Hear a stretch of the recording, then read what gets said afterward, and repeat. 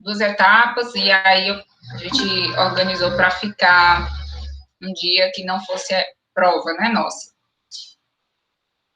Para dividir aí as atenções sem estressar, na medida do possível. Pelo menos é quarta, né? Pois é. Deixe-me ver. Deixa eu ver se fechou lá. Fechou, né? Terminou, será?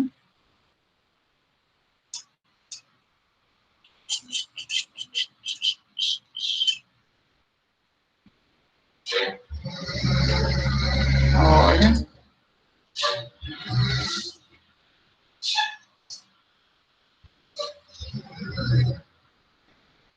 Ó. Rapaz, sucesso. Sucesso que eu digo assim, de terem mandado no tempo. Que eu não tô vendo as questões ainda, tá? Então, voltando à nossa vida. Todo mundo aqui já só tá faltando uma pessoa enviar. Deixa eu ver se finalizou. Mirna? Oi. Tudo bom. Deixa eu só perguntar uma coisa. Por exemplo, se a gente for fazer a prova com um só, ou no computador, ou só no celular, como é que vai ser essa questão de estar com tudo ligado? Mas o Meet e o Moodle, ele não choca, ele é complementar. Você consegue ligar os dois sem dar interferência. Não, eu sei. Mas, por exemplo, eu que estou usando um no computador e o outro no celular. E eu fico trabalhando. A gente tem as coisas da Unimed que a gente não pode estar. Eu estou com o computador da empresa. Aí, se eu vou fazer tudo no celular, se o celular não comportar, eu estar com tudo aberto, como é que fica a situação? Eu estou preocupada. Não é melhor tu abrir o Moodle no computador, não? O Moodle está no computador. Pronto. A prova não vai ser lá? Sim, a prova vai ser lá. Mas porque você não está dizendo que eu tenho que estar com tudo aberto, né? O celular, o Meet, tudo tem que estar aberto, câmera e não sei o quê, né? Tu pode... Não, gente, é o contrário que eu falei. Eu falei que não precisa ter câmera nem microfone. Agora, você deixa... Ela tem uma menina falando aqui. Oi? Mirna, socorro!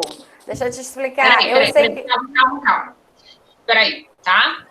Tem que estar o Meet e o Moodle aberto, certo? Mas não precisa estar ligado em câmera, não precisa estar ligado no microfone. É igual vocês fizeram hoje aqui na questão.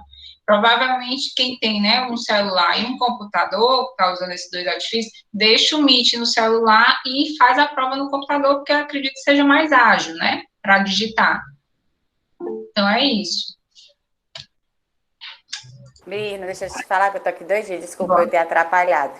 Eu apertei o Enter quando eu estava digitando a questão B. Aí não estou conseguindo mais digitar o resto da questão.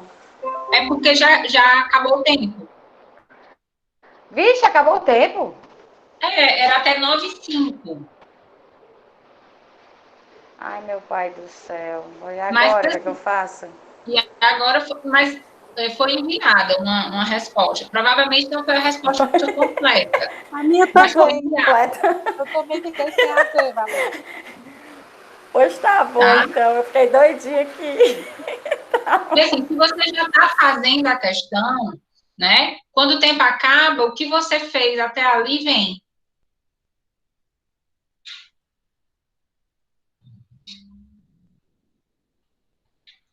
Deixa eu ver aqui, prof. Mas o tempo que o dela deve ter acabado é o de resolver. É o de resolver. Antes de concluir. É porque... Vamos ver se a gente está falando a mesma coisa. A questão abriu 18h45, certo? Marquei o tempo de 20 minutos. E aí, fechava às 19h05. Tá? Então, deve ter sido isso. Você está fazendo... Ou então, antes do tempo acabar, na hora que você apertou Enter, foi o equivalente ao envio. Pode ser isso também. Né? Mas, de qualquer forma, com certeza chegou, porque dos que eu vi aqui na última vez, Valéria, só um que ainda não tinha sido enviado, mas ainda faltava um minutinho. E o teu não estava nesse um. Certo. Ainda bem que o nome é questão teste, né? E aí a gente vai respirando.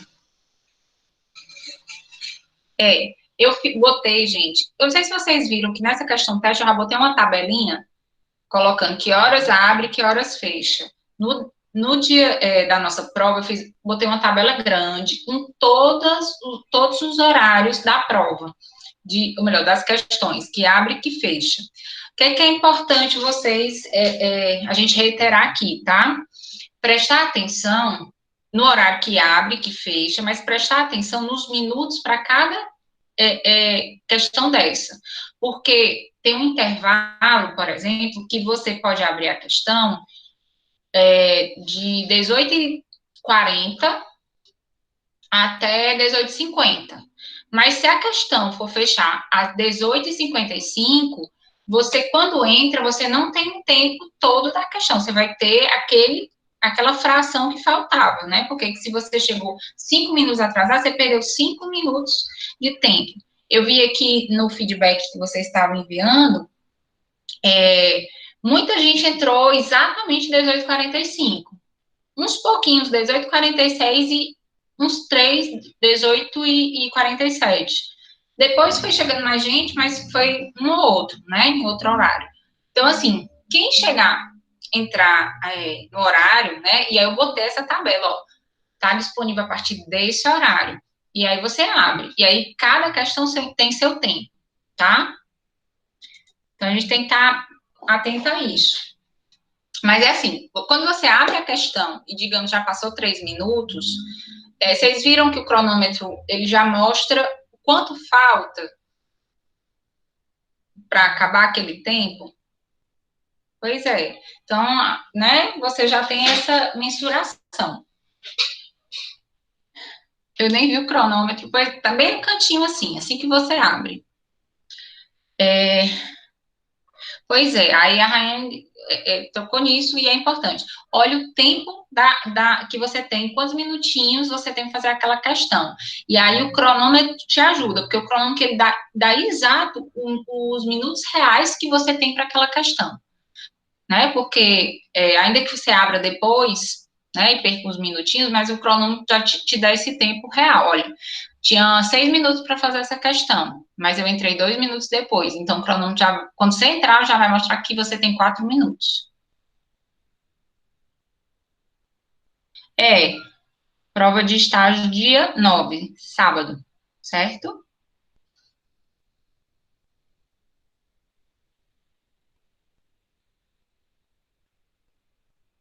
A questão da aula passada, eu enviei feedback para todo mundo, não enviei, não? Enviei. Até perguntei lá no grupo, você não consegue ver ainda, Eliana? Depois dá uma olhadinha. Sim, vamos aqui voltar para o resgate de nossa aula, né? Vanderlene não, mas tu conseguiu enviar, porque eu mandei um por um. Tem que abrir... Agora, não, você tem que abrir lá na questão, tá, Vanderlene? Vanderlene e Eliana. Vai lá na questão, e aí vai ter meu comentário abaixo do... se você... Mas se tu não fez a questão, Eliana, aí eu não tenho como dar feedback da questão que não chegou. Mas quem mandou, entendi. Aí tem que ver um do colega, pedir um do... eu lembro, Eliana. Tem que pedir um de algum colega que tem acesso, que mandou, que ele recebeu, certeza.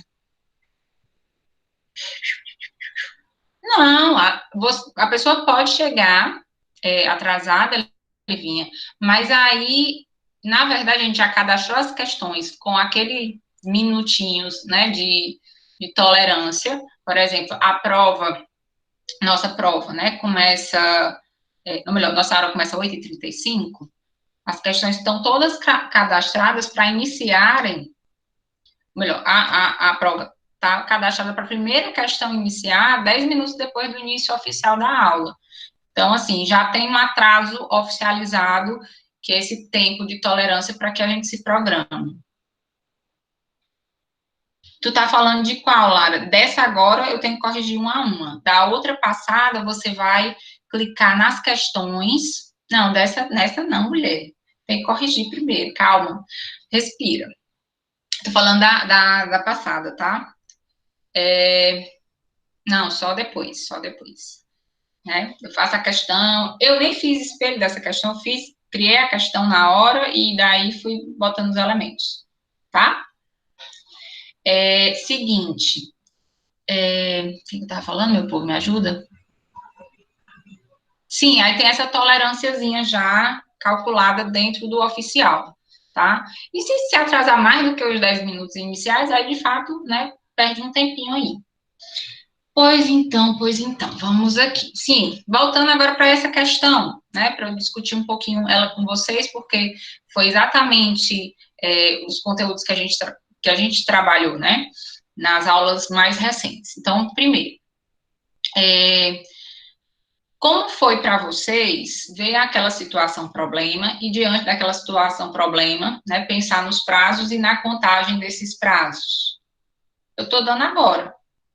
Mas está dizendo, Duda, da passada, a questão passada, você tem que entrar no seu Moodle, olhar a questão. Certo? Mas essa aqui eu não... Gente, ó, eu não dei feedback dessa questão aqui, tá? Eu ainda vou corrigir. Mas eu vou falar dela agora, para linkar com a nossa temática de hoje. Então, vamos lá. Vocês sentiram dificuldade de fazer essa contagem nesse exercício? Sejam sinceros, honestos. E se sim, digam o que foi mais, né, dificultoso. Não sei se está certo. Eu acho que é uma das respostas mais honestas, né? Mas, gente, eu não botei o calendário oficial na questão.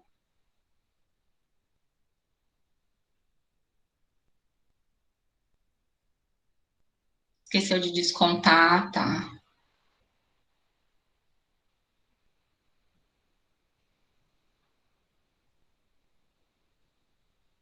Ai, Gabriel Jesus, Dia do Trabalhador, entendi, Lara.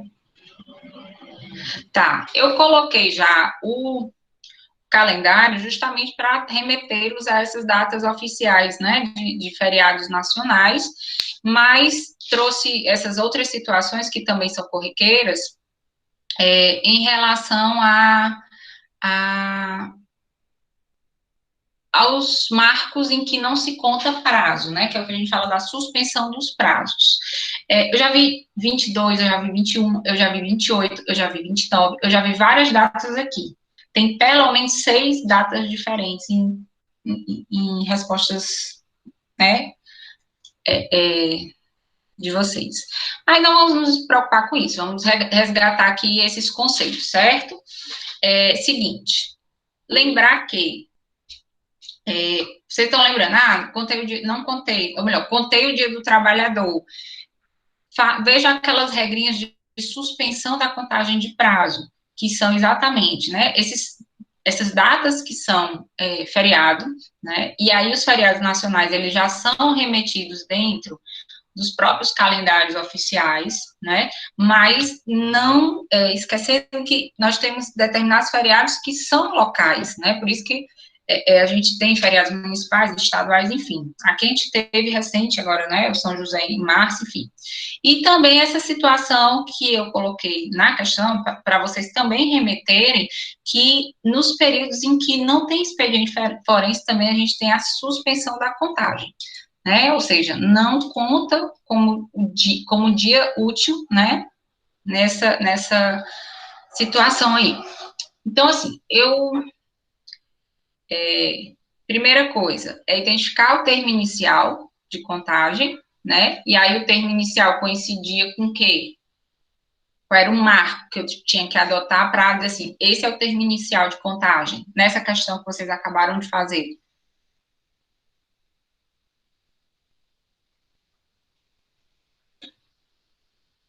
Não digo dia, eu digo assim, qual era o marco, qual era... Eu não estou perguntando como é que seria a contagem, estou perguntando qual o marco inicial. Vocês consideraram que marco inicial, que foi que aconteceu a partir de que momento processual que realmente eu tenho que considerar? Não. Vocês estão não necessariamente da intimação. Como foi que foi dada a intimação? A intimação foi dada em diário oficial. Então, na verdade, não é da intimação, porque a intimação pode ser disponibilizada em data que não é a publicação. Pois é. Então, ó, o termo inicial, gente, é aquele marco, que é aquele artigo que a gente trabalhou na segunda, né? Dos atos de intimação em diário oficial, o meu termo inicial é o marco da publicação em diário oficial da intimação, tá? Então, esse nome publicação, ele é determinante porque, às vezes, existe uma intimação em diário oficial que foi disponibilizada, só que disponibilizada é um movimento anterior ao publicado, tá? Não, o termo inicial, o termo primeiro, é aquele dia que você considera para começar a pensar na contagem. E aí, a contagem é, olhando para o termo inicial que você identificou, não contar com ele, contar a partir do dia seguinte. Essa é a regra de contagem, tá? Então, essa é a diferenciação que a gente tem que fazer sempre. O que é o termo inicial? É o marco processual que eu identifico para que, a partir dele, né, eu consiga começar a pensar na contagem.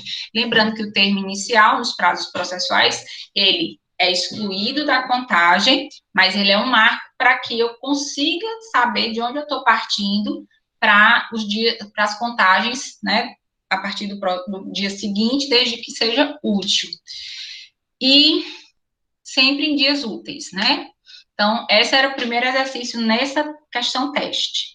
Segundo exercício, e aí eu vi também, mas rapidamente, eu nem consegui ler tudo, respostas bem diferentes quanto ao segundo questionamento. O segundo questionamento, ele perguntava assim, ó, se a advogada, né, perdesse o prazo que foi dado, e aí se ela podia pedir uma dilação de prazo, né?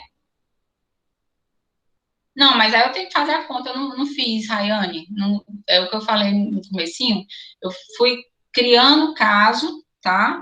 Mas eu não fiz ainda a questão, não. Mas segure aí que depois eu dou esse feedback, é mais fácil.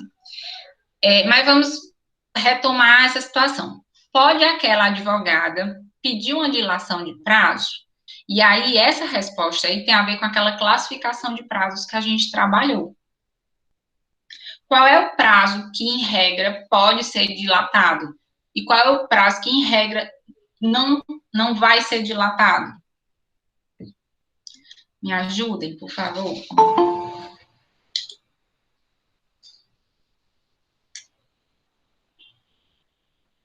Tá todo mundo caladinho? Peremptório, como regra, né, excepcional, essa dilação. Certo. No caso lá, vocês botaram que é possível, como regra, aquele caso, dilatar ou não dilatar?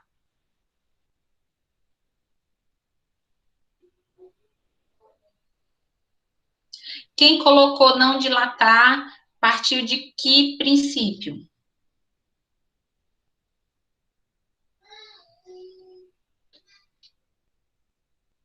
Bem-vinda, Gabi. Tá, mas aí vamos voltar. Multiplayer aqui, tá, entendi. A multiplayer fica brincando com a gente. Lara botou o artigo 223. Vamos lá para o 223. Decorrido o prazo, extingue-se o direito a praticar ou emendar o ato processual, independente de declaração judicial. Fica assegurado, porém, a parte provar que não realizou por justa causa. Tá, isso é o conceito de prazo peremptório. Mas aí, vamos voltar um pouquinho mais. Aquele prazo, em relação à origem dele, ele era uma origem judicial, uma origem convencional ou era uma origem legal?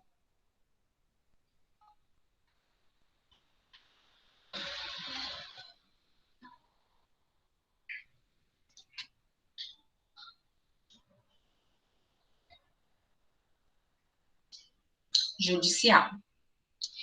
Os prazos judiciais, eles são vinculados à peremptoriedade ou à dilação de prazo?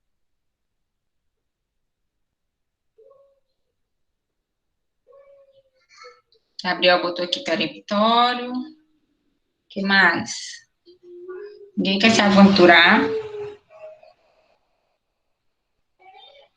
Tá. O prazo que, né, se vincula à peremptoriedade, ele se liga muito às previsões legais, tá? O prazo judicial, ele tem uma relação mais de natureza dilatória. Por quê?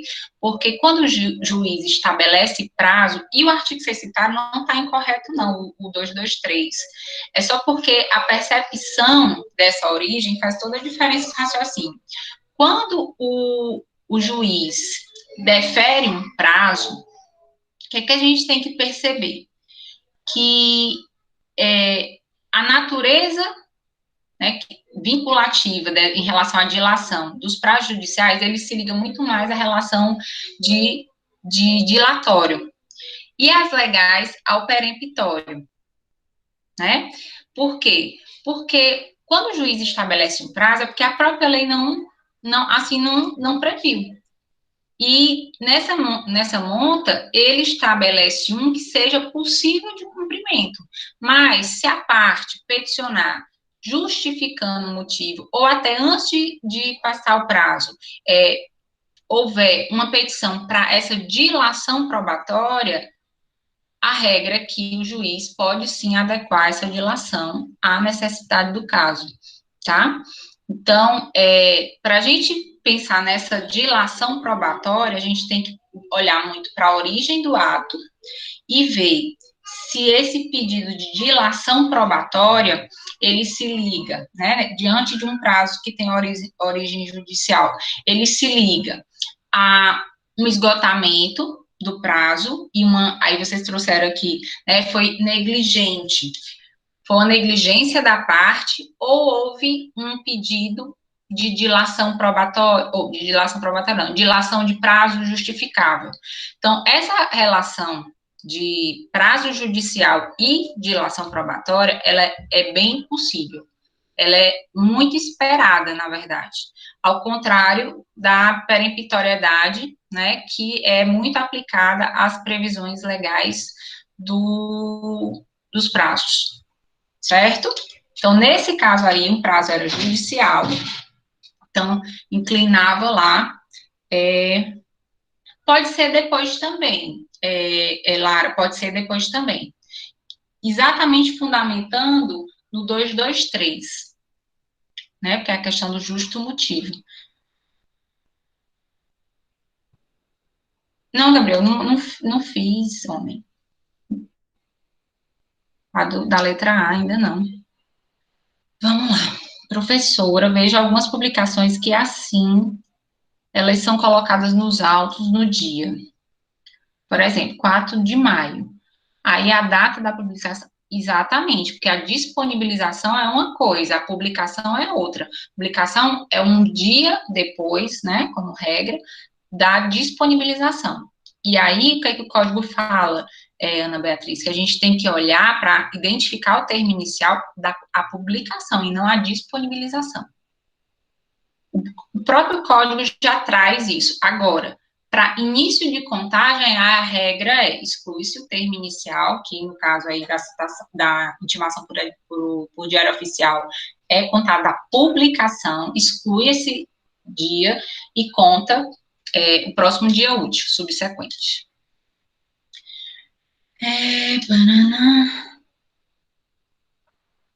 Se o advogado perder o prazo e postular depois do prazo, mesmo assim o juiz, como regra, sim, porque a origem é de prazo judicial. A rigidez em relação à fixação desse prazo, ela é bem mais fluida. O que é que eu tenho que pensar? A peremptoriedade, ela tem um rigorismo que é da essência, da natureza, da origem do prazo legal. Ou seja, é um prazo tão firmado que está codificado, já está posto, né? Os prazos judiciais, eles agem, né, como regra, pela ausência de previsão. E aí o juiz, ele amolda aquilo que ele acha como razoável para o cumprimento do ato.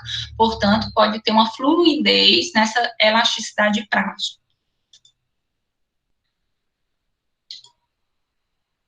Ana Beatriz estava com a gente na segunda, que eu vi que estava Ana Beatriz, mas eu acho que estava. Pronto. Então, a gente pega aquele artigo da contagem de prazo.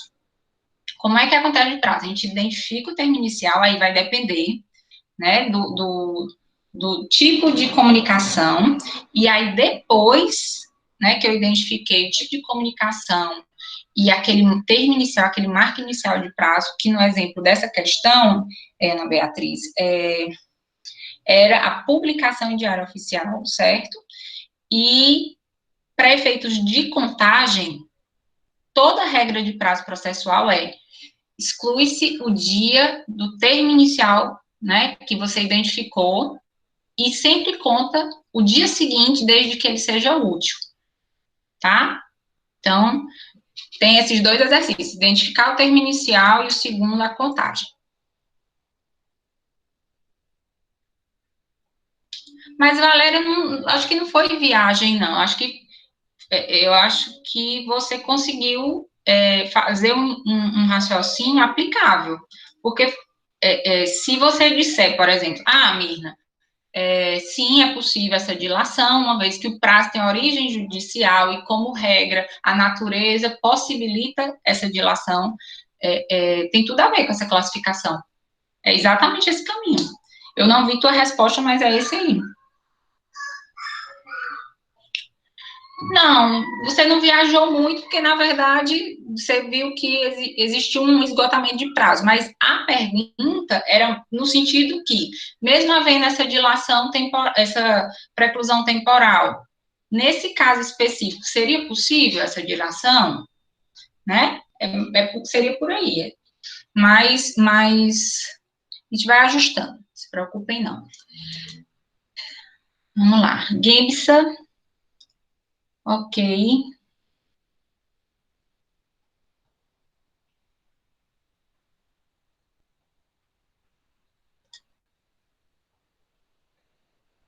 Na prazo de 15 dias.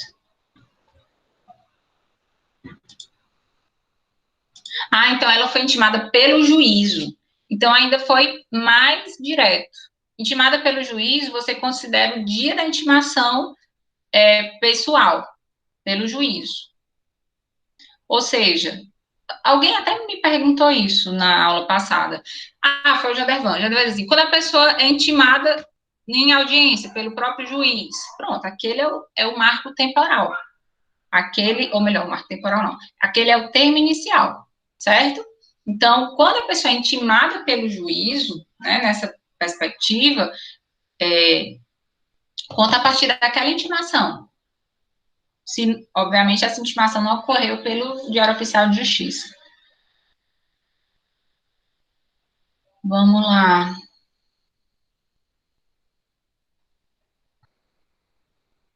Pronto. Um artigo que a gente tem que é longo, né, mas acho que vale reler várias vezes, é o 231. Valéria, eu já estou curiosa para ver essa tua resposta, juro. Viu? Mas vamos lá. Seguinte. Continuando, né? Então, contagem de prazo, ok.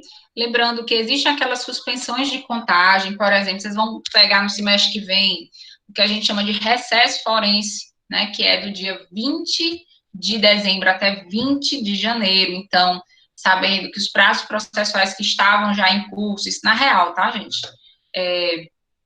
Quando chega nesse período, né, que antigamente se chamava de férias forense, que tinha, na verdade, outros marcos de datas,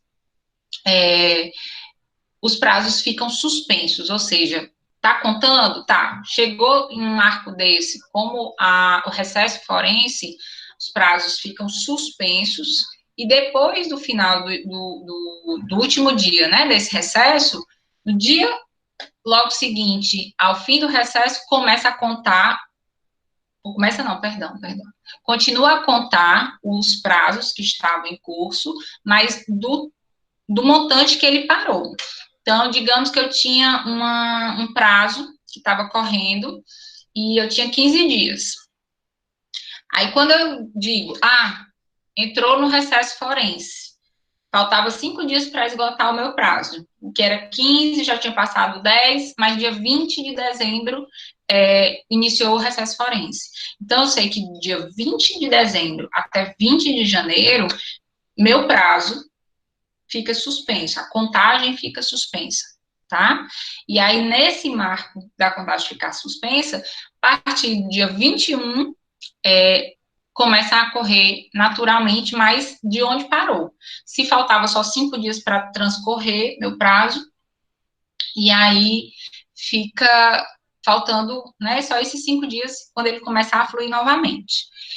Isso é uma diferença que a gente trata sobre suspensão de prazo e sobre interrupção de prazo. A grande maioria das regras das paralisações de contagem de prazo, gente, tem uma referência direta com a maioria das regras. Então, assim, é muito comum, né, muito mais comum, na verdade, que quando existe as regras sobre contagem de prazo, os casos de que paralisam, né, de forma temporária o curso desse prazo, se ligam mais ao instituto processual chamado suspensão.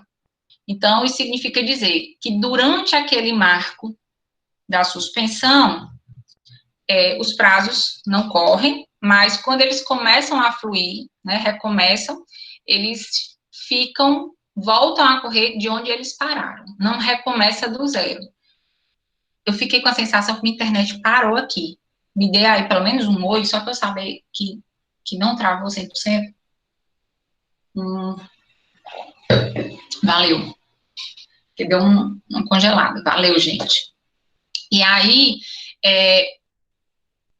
a última informação sobre esse negócio de contagem de prazo é que, diferente da suspensão, né, que quando o prazo paralisa e quando ele volta, ele continua a contar, né, pelo o tempo que faltava.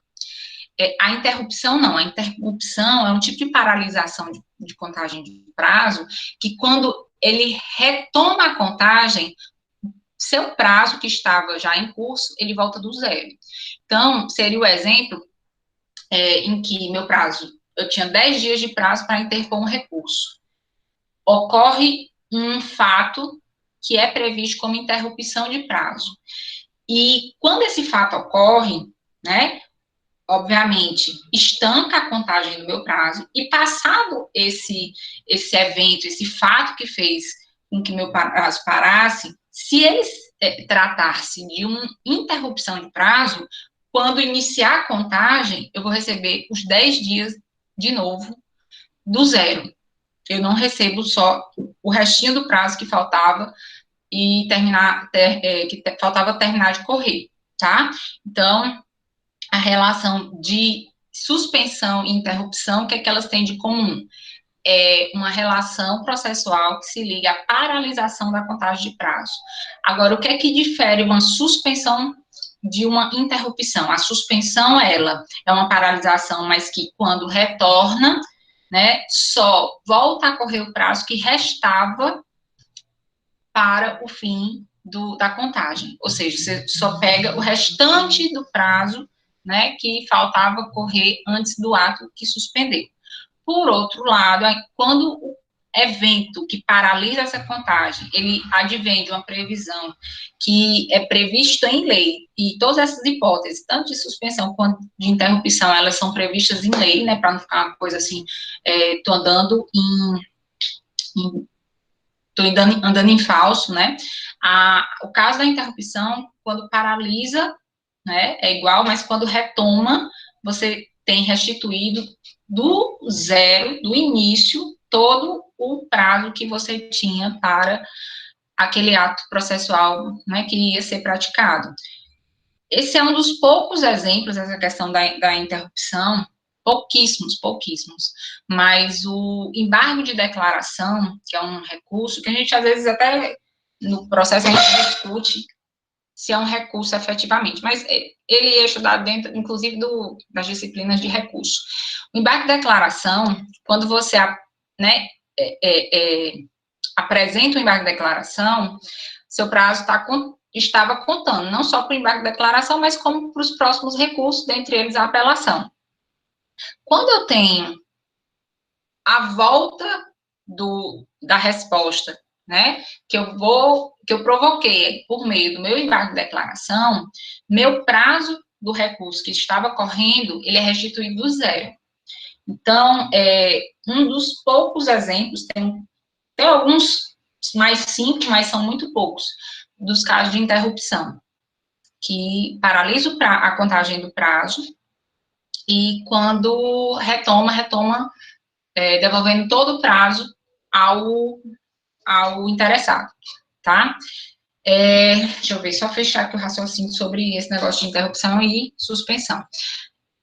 O embargo de declaração, ele é muito utilizado, às vezes, de má fé, e aí ele descumpre, às vezes, né, aquela relação lá dos deveres das partes, porque como ele tem esse negócio tipo um reset, né, ele reseta o prazo, as pessoas, às vezes, utilizam o embargo de declaração porque elas querem mais tempo para preparar um bom recurso, né, de apelação, por exemplo. Então, elas, às vezes, apresentam um embargo de declaração só com a intenção de ganhar um tempo ali, né? Suspender, ou melhor, paralisar inicialmente o prazo que está correndo por recurso mais robusto, e sabendo que depois que o juiz responder aos termos daquele embargo de declaração, a pessoa vai ganhar o prazo daquele recurso principal, digamos assim, do zero.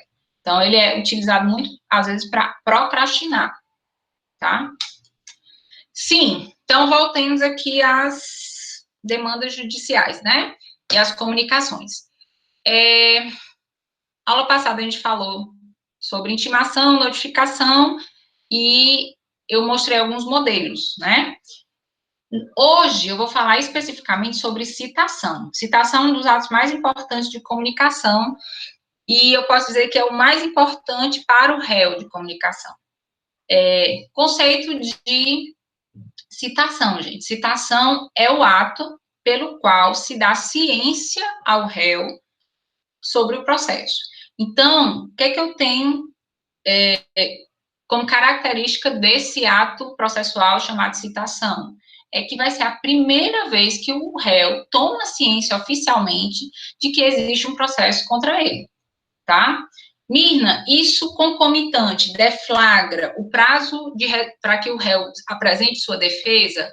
Como regra, não. Então, o conceito, ele se liga também à finalidade da citação, porque hoje, né, no nosso rito que a gente chama comum, a função precípua da citação é dar ciência para o réu. Até porque, no rito comum, a resposta, né, a defesa do réu foi postergada para um momento muito depois do que essa citação. Mirna, mas eu lá no escritório, lá na secretaria, eu vi, sim, que um cliente recebeu um mandado de citação, e nesse mandado de citação que ele tinha 15 dias para apresentar a defesa. Aí eu vou lhe dizer, isso provavelmente não é o rito comum. Por quê? Porque existe, sim, citações que, além de ser a primeira ciência do réu, né, sobre o processo contra ele, também nós temos, em alguns ritos especiais, como finalidade da citação, também deflagrar o prazo para a resposta, mas isso só nos ritos especiais.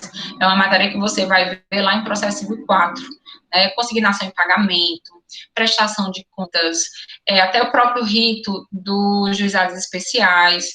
Então, em alguns deles, coincide mesmo que a primeira ciência também deflagra o prazo para a resposta, mas no rito comum, ou seja, a maioria dos processos em curso, citação é a primeira ciência do réu sobre o processo, né? A comunicação oficial que dá a primeira ciência do réu sobre o processo. Beleza. E qual é o lugar da citação? Isso é um negócio que a gente vê, às vezes, em manual de processos, assim, que besteira esse tópico. lugar da citação. Lógico, lugar da citação, endereço do réu. E quando você começa a atender, seja, né, profissionalmente, depois de formado, mas na grande maioria e esmagadora maioria, vocês começam a atender, né, pessoas nos próprios núcleos de prática, tem uma hora que você está atendendo, aí a pessoa diz assim, olha, eu não sei onde ele mora, mas eu sei onde a mãe dele mora. Mas ele não mora com a mãe. Aí a pergunta é, posso considerar que, na minha petição, que o réu deva ser citado no endereço da mãe? Sim ou não e por quê?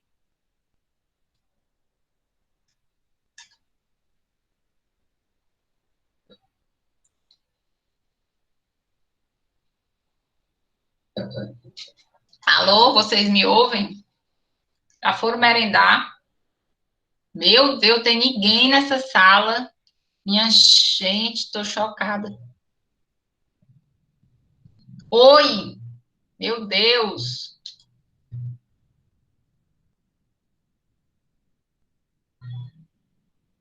Ô, Senhor. Repete, por gentileza, vai dizer isso. Eu acho que é assim, ó.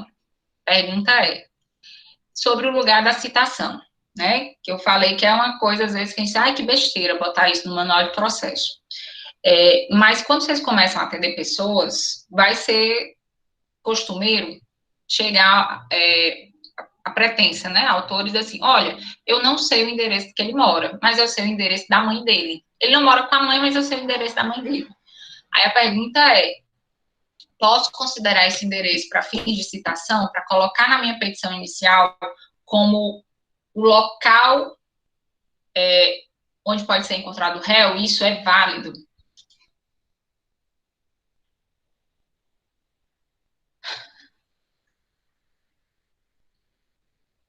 Pode. Menina que está empate. Pois vamos lá. A relação de citação, ela é muito ampla. O Código de Processo Civil, ele considera o local de citação é o local onde o réu foi encontrado. Então, faz uma abrangência absurda na medida em que não precisa ser o endereço residente e domiciliado do réu, efetivamente. Isso quem vai ter que realmente declarar, né, a residência, domicílio, enfim, aquele termo, né, que a gente usa nas petições iniciais, vai ser o próprio réu quando apresentar a sua defesa, porque aí, de fato, ali ele tem uma obrigação de identificar onde ele oficialmente, né, pode ser encontrado.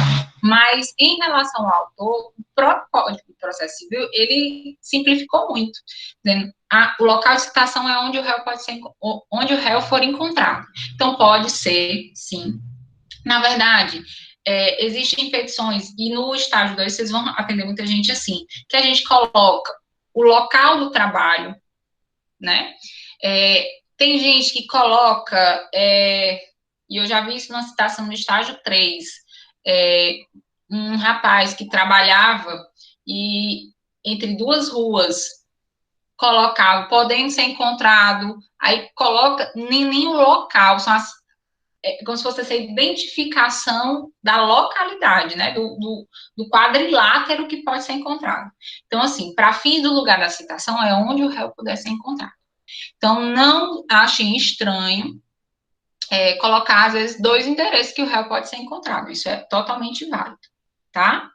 Fagner, 243. Me ajuda, Fagner? Ou alguém que esteja aí com o microfone que possa ler o 243? Tô só o pianinho. Ou meu delay com você está muito grande, ou tá todo mundo pior que eu de coragem. E é porque hoje eu tô derrubada mais, de cansada. Mim, eu posso ler? Ô, Gabi. 243, né? É. A citação poderá ser feita em qualquer lugar em que se encontre o réu, o executado ou interessado. Bom, simples e direto, né? Então, essa situação, né, fica resolvida dessa forma. Aí, vamos para Tá, eu posso colocar na petição onde ele foi encontrado, inclusive mais de um endereço. Ok. Mas como é que chega essa comunicação, chamada citação, para o réu? E aí eu começo a falar das espécies de citação. Quando eu falo em espécies, em especial de citação, eu vou dividir em dois blocos, tá? Primeiro bloco, aquilo que a gente identifica como citação real, e o segundo bloco são as citações fictas, tá? Mirno, o que é que caracteriza uma citação real e uma citação ficta, esses blocos, né? O que é que diferencia, talvez, cada uma? Ficta, né? O nome diz, presume-se que o réu, por meio dessa espécie de citação, possa ter ciência do processo. É como se fosse uma citação que efetivamente ocorreu, mas a forma que ela ocorreu, ela não dá tanta solidez quanto a efetiva comunicação, a efetiva ciência do réu, porque é uma relação mais que se presume ciente, né? Exatamente pela natureza das formas que ela acontece. Por sua vez, quando a gente fala que a citação é de natureza ou de característica ou da espécie real, é porque é o grau de segurança quanto à ciência que a gente tem que o réu efetivamente sabe sobre aquele processo, né? A forma que ocorreu traz mais segurança quanto a essa afirmação. O réu, sim, tem ciência sobre o processo. E aí, pensando nesses dois blocos, a gente começa a falar do primeiro, das citações reais, que, por sinal, são as preferenciais, né? Porque a justiça trabalha com segurança jurídica, e, a partir disso, ela se tenta, né, se resguardar a partir de mecanismos também que tragam essa clareza de comunicação, né, e de segurança quanto a essa comunicação. O CPC também estabelece, né, que das formas de citação, e aí eu vou falar agora especificamente da real, a regra é que, e aí essa regra ela é baseada muito em princípios como de economia processual e celeridade, tá? A regra é que a citação deva ser cumprida, e aí, para qualquer local do Brasil, por carta. Então, a regra é que, num processo em que se identifica autor, réu, as citações, ou seja, a primeira ciência do réu sobre o processo, ocorra pelos correios mesmo. E aí, vamos lá, com aviso de recebimento. Vale aqui fazer só uma menção. A relação de aviso de recebimento. Eu não sei se vocês já tiveram aproximação quanto a isso, mas a gente tem algumas formas de alguns modelos, na verdade, de avisos de recebimento. A gente tem, sobre a maneira, dois. Aviso de recebimento, que é o AR comum, que é aquele laranjinha, um laranja claro, e o ARMP, que é o aviso de recebimento de mão própria, ou seja, só quem pode receber é aquela pessoa que está especificada como destinatária. Deixa eu ver aqui. Seria um caso de você ir na casa da parte, ela não está, mas a gente entrega a genitora, por exemplo, ou citação precisa ser pessoal. Mas a gente tá...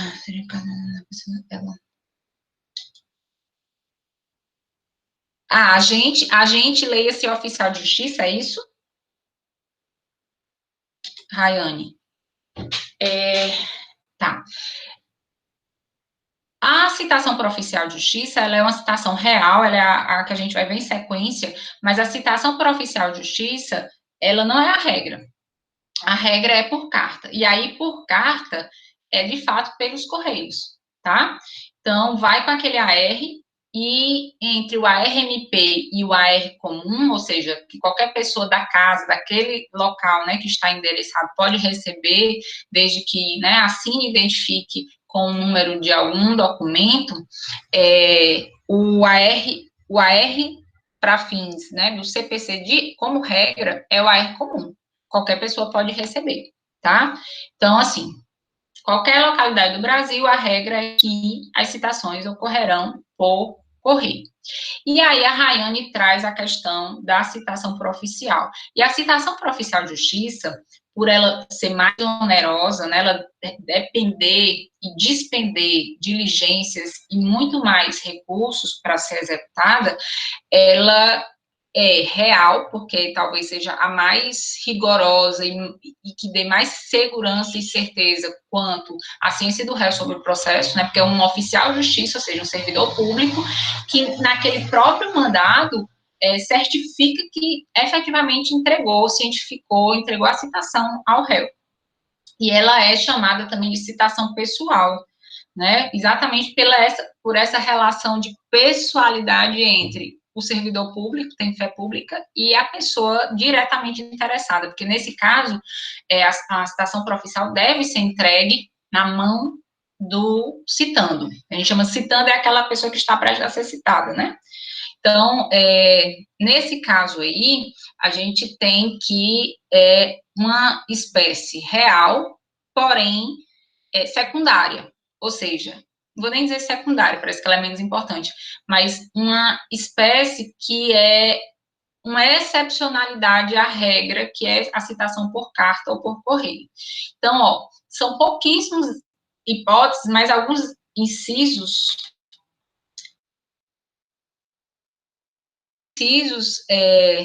tá doido meu computador aqui, então a alma. Mas alguns incisos já possibilitam outras interpretações quanto ao cabimento da citação para oficial de justiça.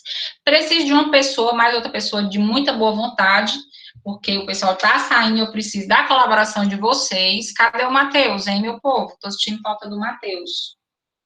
Matheus, Caio, cadê o Matheus? O Caio eu vi várias vezes hoje. E fora a Gabi, que a gente já explorou ela, todas as formas, e o Ricardo e a Mariana Dantas. Calma, mulher, ainda vou falar de oficial de justiça, tem calma. Eletrônico eu vou falar depois, calma, porque é uma lei específica, tá? Olha aí, por gentileza, o artigo 2...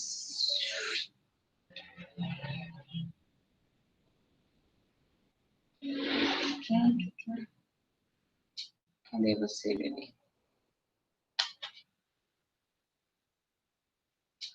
246. 249, Ricardo? Será que eu puxei? Não, o 249 tem referência, mas vamos começar... Ah, tá, o 246 a gente já viu. Tem razão, Ricardo. Não, eu quero assim, a citação será feita por meio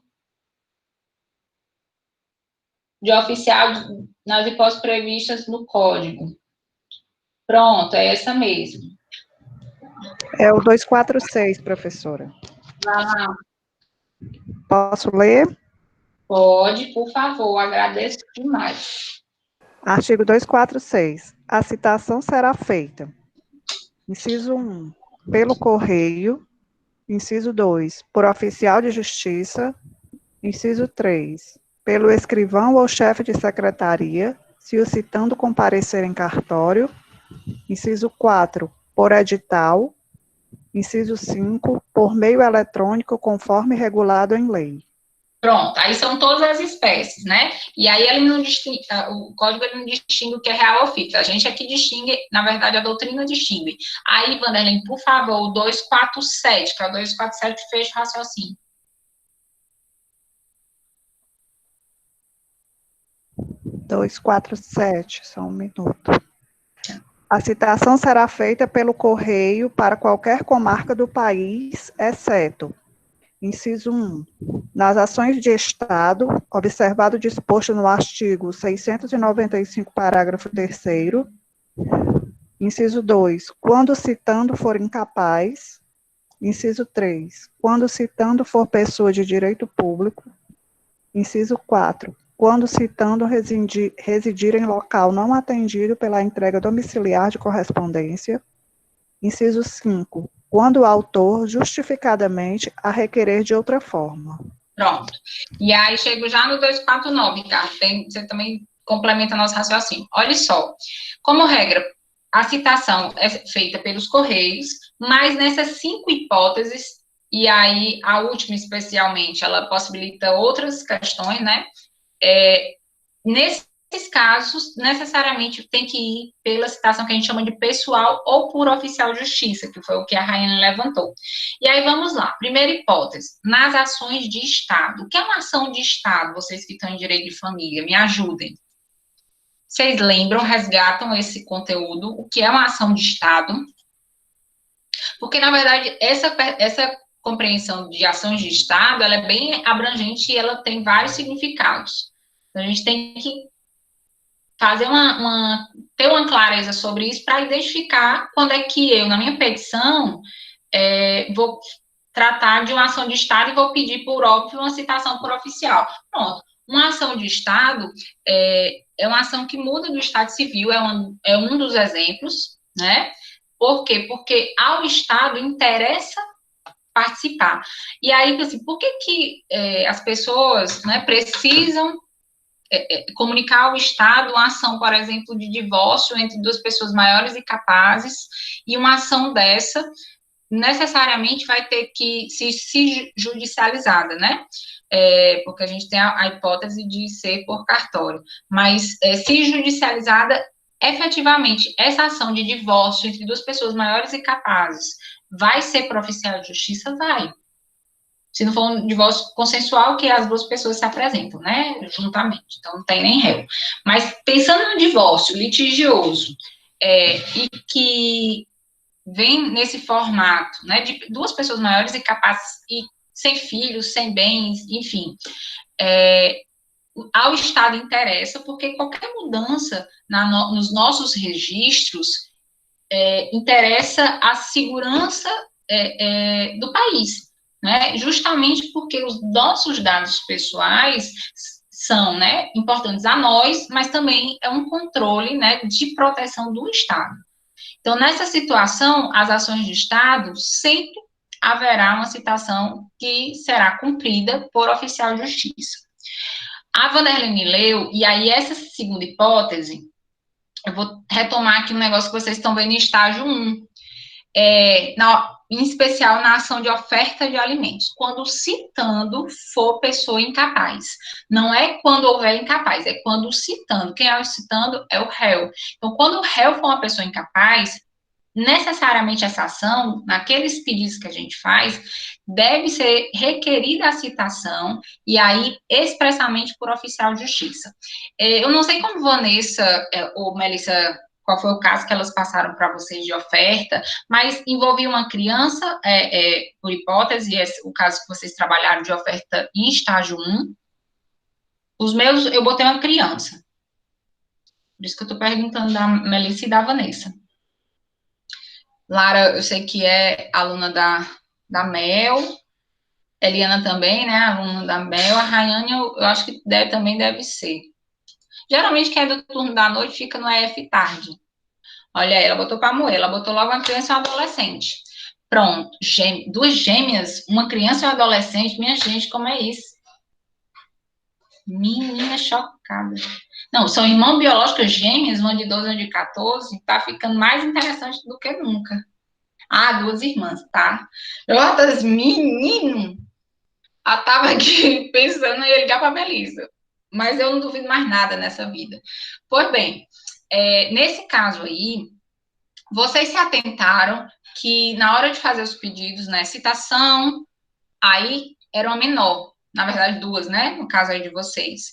E sendo essa menor, o menor não pode receber, né, nem uma carta, nem um oficial de justiça. Então, toda vida que eu sei que o réu é incapaz, e aí eu estou dando exemplo do menor, mas tem, obviamente, pessoas maiores incapazes, né, os curatelados, por exemplo, a gente tem que expressamente fazer no pedido a citação, aí primeiro, por oficial de justiça, né, seguindo a risca e essa previsão legal do inciso 2, na pessoa do seu representante legal. E por que por oficial de justiça, né, gente?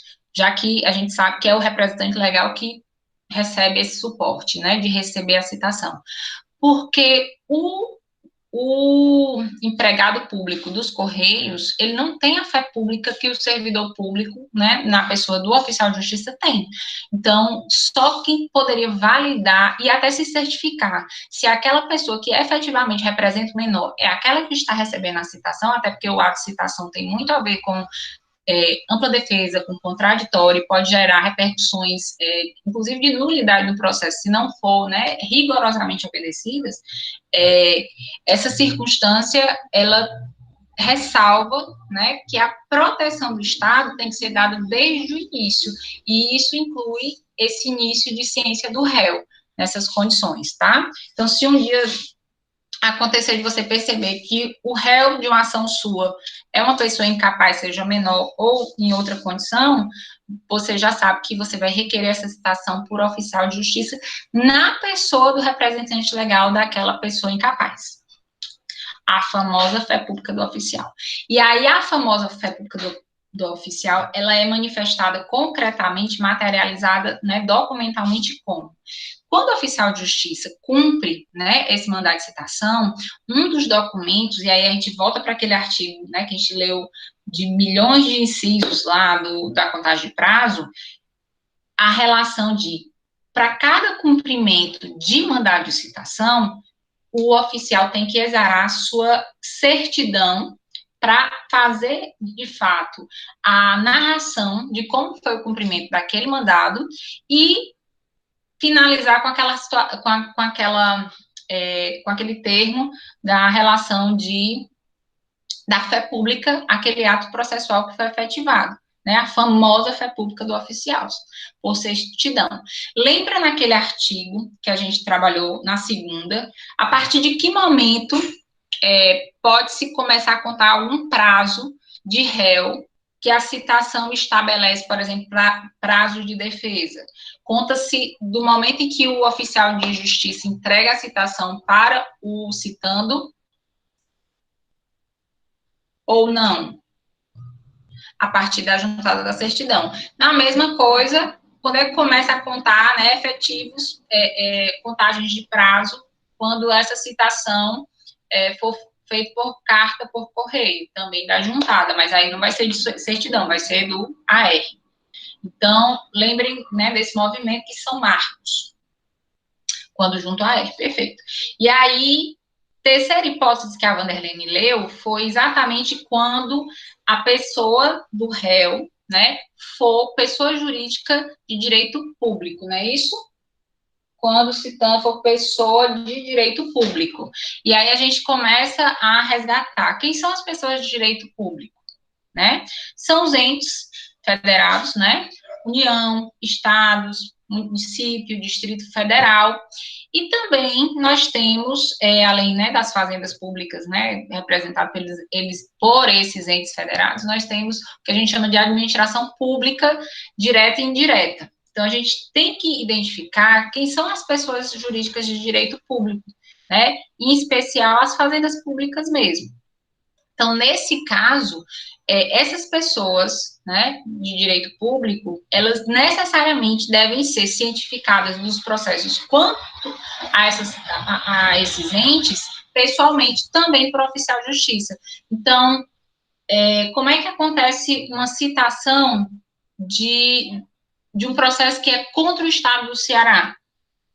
Um oficial de justiça, sabendo que o Estado do Ceará é uma pessoa de direito público, né, oficial de justiça se dirige ao órgão que representa a defesa, né, dos estados. No nosso caso, do Estado do Ceará, a gente tem a Procuradoria do Estado do Ceará. E aí, o oficial de justiça procede àquela citação no nome daquele procurador do Estado que foi designado para receber essas comunicações.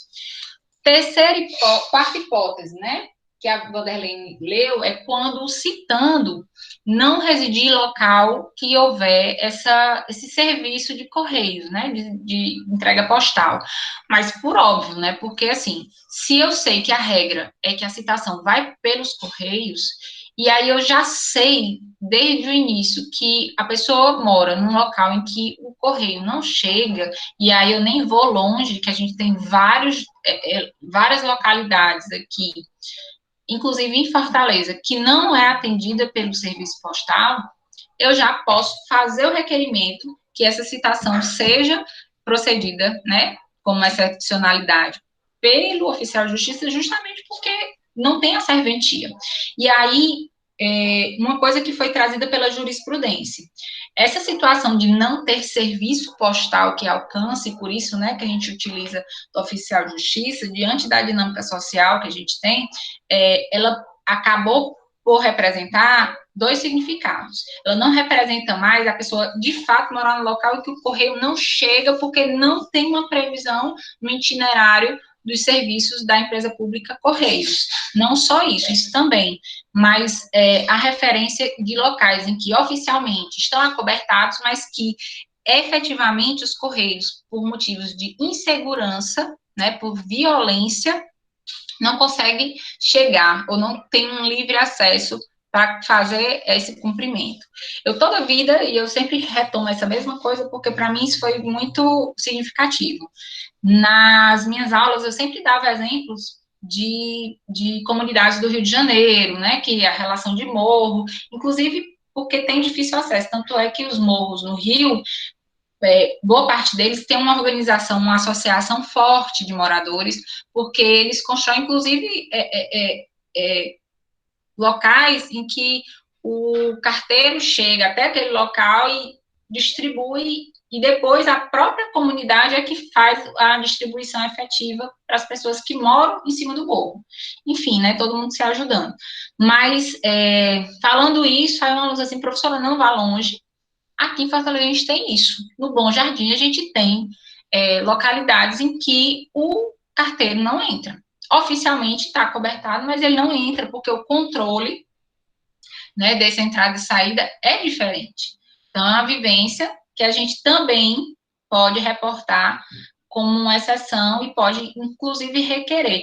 Eu nunca esqueci uma comunidade que eles me falaram da relação de facções, e disse assim, olha, eu acho muito cruel, às vezes, a gente colocar, né, tal canto é assim ou assado, mas, assim, eu relato a experiência desse aluno que morava no Bom Jardim. Então, para mim, é muito válido esse relato, porque é o mais próximo, né, da nossa realidade, porque na cidade que a gente vive. E aí ele falou, olha, tenho a comunidade no Bom Jardim, que já chama Grande Bom Jardim, porque esse complexo, né, de bairros quase, né? E aí tem o Marrocos, de fato, tem um controle de acesso extremamente restrito, e aí vem de novo essa situação do dilema das facções. E aí, nesse caso, né, um réu, por hipótese, seria citado por oficial de justiça. Mas isso a gente precisa falar na petição, né, para que o juiz entenda a conjuntura. E o último inciso, para fechar, porque de fato, Maria vai já invadir aqui minha aula de novo, eu já disse para ela que isso é um abuso, que é a situação em quando você vê que a dinâmica do réu, por exemplo, não vai ser atendida pelos correios, ou seja, ele mora num local onde tem correios, mas ele não está em casa nos horários em que o correio passa. Então, como é que vai citar essa pessoa? Então, você sabendo, né, dessa dinâmica particular, olha, o réu é padeiro, ele sai 2 horas da manhã e só volta depois das 8 da noite. Não tem serviço de correios, ele mora só, e a casa fica fechada, não tem quem receba. E aí eu posso também explicar isso na petição e pedir, utilizando o inciso 5 do artigo 247, para justificar essa excepcionalidade dessa citação por oficial de justiça. Beleza, meu povo? Vou parar aí. Obrigada aí a todos os meus leitores, Vanderlene, a Gabriele, Ricardo também, que trouxe aí os artigos, os ois do Caio, do Lucas, do Gabriel, toda aí a colaboração, muito obrigada, viu? Prof, dia da prova mesmo, dia 6. Estaremos juntos. E fale pro Matheus que eu senti falta dele, Caio, tá? Pronto. Deixa eu ver se eu tô... Sim, eu vou ver a questão lá, depois eu dou o feedback para vocês qual era o prazo.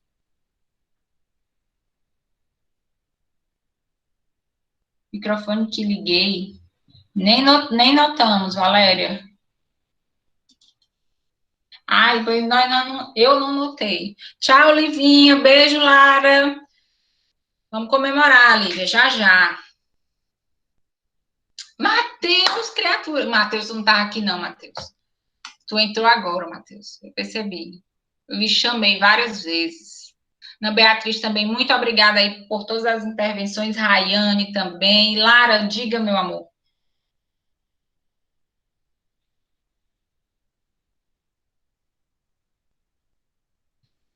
Do Meet? Do Meet? Não, do Moodle. Do Moodle. É? A primeira ou a última? A última ou a primeira?